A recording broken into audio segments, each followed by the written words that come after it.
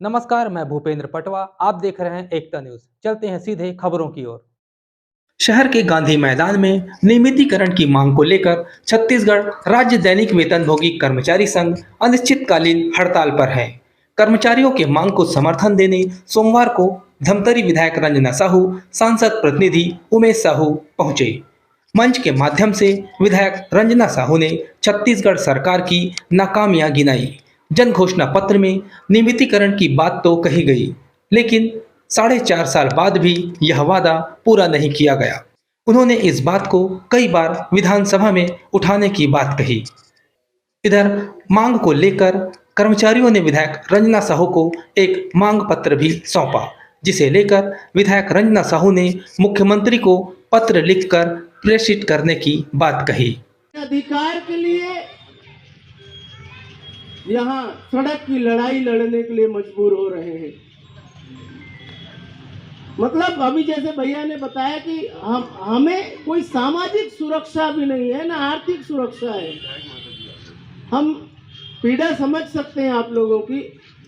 जैसे मैंने इस 19 साल के राजनीतिक जीवन में मैंने देखा, कई ऐसे परिवारों को मैंने देखा है, वो दैनिक वेतन भोगी के रूप में या कलेक्टर दर के रूप में किसी कार्यालय में आधा से ज्यादा जीवन निकाल देता है, लेकिन उस पूरे दरमियान ना उसको सामाजिक सुरक्षा मिलता है, ना आर्थिक सुरक्षा।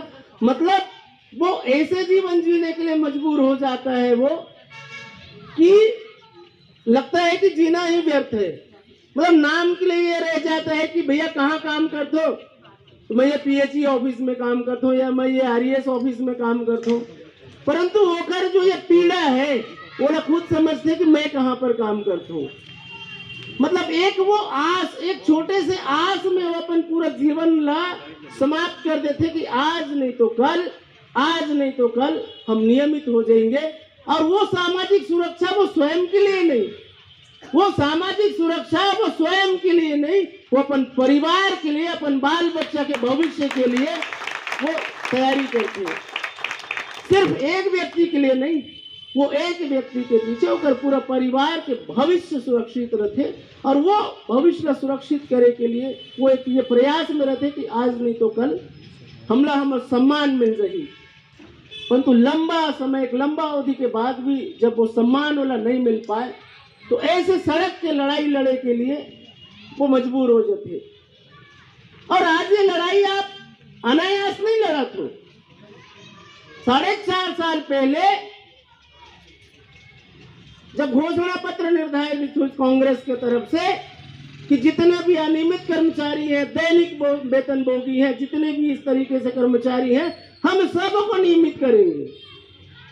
वो तो कार्यकाल में नहीं, सत्ता पे बैठेंगे और हम उनको नियमित कर देंगे, ऐसे वादा करके आज वो सरकार में बैठ गए। लेकिन अब ये सत्ता जाने वाला है होकर, परंतु आज तक हमारे ये भाई मन के जो अधिकार है वो आज तक नहीं मिले हुए हैं। कर्मचारियों की, दैनिक भोगी कर्मचारियों की आज के आपके कार्यक्रम में, चूंकि यह लगातार अनवरत आपका कार्यक्रम चल रहा है, 1 तारीख से यह आंदोलन शुरू हुआ है।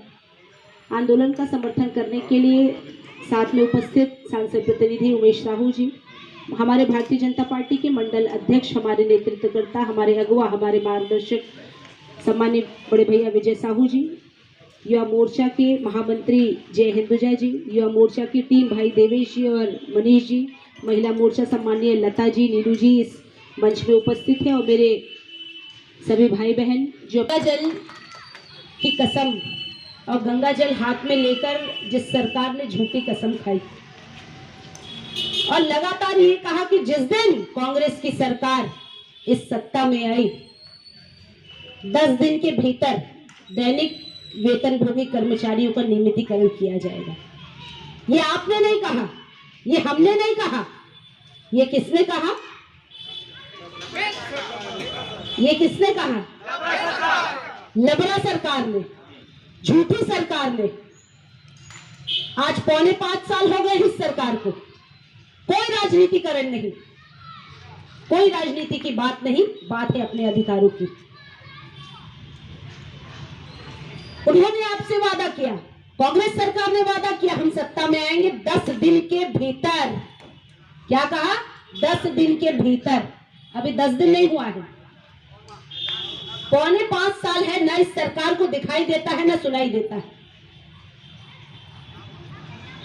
इतना समय गुजर जाने के बाद भी नियमितीकरण करने के बजाय मैं आपको बता दूं 50,000 से ऊपर इस प्रदेश में कर्मचारी होंगे। कुछ समय पहले एक घटना हुई थी, कलेक्ट्रेट से जितने अनियमित दैनिक भोगी कर्मचारी हैं उनको बाहर कर दिया गया। अभी आत्मानंद स्कूलों में भर्ती की जा रही है, वो भी अनियमित है। एक तरफ आप कहते हैं कि अनियमित और दैनिक वेतन भोगियों को नियमित किया जाएगा, दूसरी तरफ आप फिर से झूठ बोल के अनियमित भर्ती करते हैं। ये सरकार की इतनी बखत नहीं है कि आपकी परेशानियों को कम कर सके। व्यक्ति सामान्य जीवन जीता है, अपने घर परिवार के लिए जीता है। किसी की माता पिता बीमार हैं, 10-12 हजार में कुछ नहीं होने वाला है, उसको पूरा परिवार चलाना है। बच्चे हायर एजुकेशन में चले जाते हैं, हाई सोसाइटी में कहीं उठना बैठना हो जाता है, पर्याप्त मात्रा में फीस चाहिए बच्चे यदि हायर एजुकेशन में जाते हैं।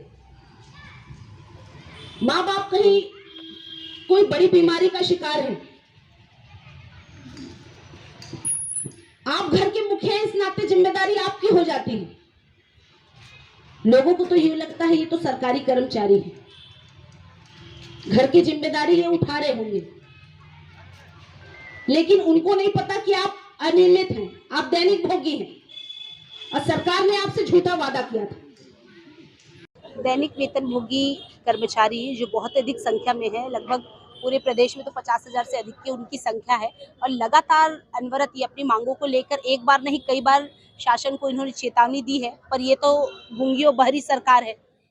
इनको ना तो कुछ सुनाई दे रहा है ना दिखाई दे रहा है, इनका ना दर्द दिखता है ना दुख दिखता है ना परेशानी दिखता है।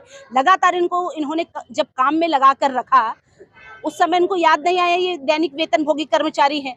अब उनको ये याद आ रहा है कि ये दैनिक वेतन भोगी हैं। भाई वादा तो कांग्रेस पार्टी ने किया था, कांग्रेस की सरकार ने कहा जैसे हम सत्ता में आएंगे 10 दिन के भीतर इनकी नियमितीकरण करेंगे, लेकिन आज क्या हुआ? 4.25 साल गुजर गए हैं, 2 महीने बाद चुनाव है, कब ये इनका नियमितीकरण करेंगे? लगातार ये अपनी आवाज को बुलंद कर रहे हैं और आज इनके समर्थन में पूरे भारतीय जनता पार्टी के हमारे पदाधिकारी और कार्यकर्ता गण भी यहाँ पर उपस्थित हैं। एक बार नहीं कई बार सरकार का ध्यानाकर्षण इस ओर किया गया, लेकिन सरकार तो इसको चर्चा में शामिल ही नहीं करना चाहती। ध्यानाकर्षण के माध्यम से शून्यकाल में भी इन विषयों को उठाया गया और जब दैनिक वेतन भोगी कर्मचारी और हमारे अनियमित कर्मचारी लगातार जब विधानसभा की ओर इन्होंने कूच किया था, उस समय भी सरकार की ओर इनका ध्यानाकर्षण कराया गया, लेकिन सरकार इनके महत्व को नहीं समझ रही है। इनके परिवार में क्या बीत रही है, इनको क्या पीड़ा है, इस बात को सरकार को समझ में नहीं आ रहा है और ये सुनने वाली सरकार नहीं है। लगातार ये 1 तारीख से धरने पे है और कल फिर से ये माना तूता में जाकर 1 दिन का महाधरना इनका है और ये लगातार सरकार के विरोध में इस तरह का काम चलता रहेगा जब तक सरकार इनकी बात नहीं मानेगी। देखिए, ये मांग पत्र नहीं, इनकी भावनाओं का पत्र है।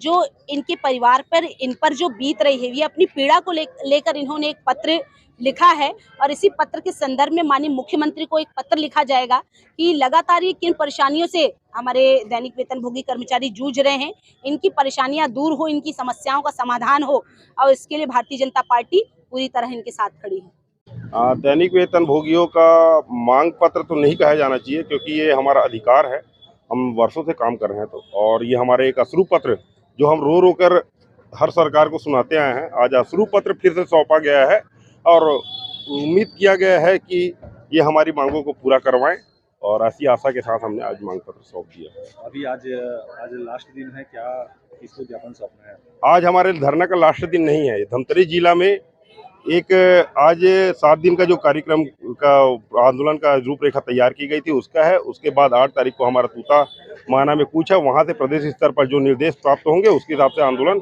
फिर आगे बढ़ेगा। और दैनिक वेतन भोगियों ने इस बार पूरा मन बना लिया है कि इस बार आर या पार नियमितीकरण इस बार और यही सब बातें हैं। आज बस इतना ही। अगले बुलेटिन में फिर मिलेंगे, तब तक के लिए नमस्कार।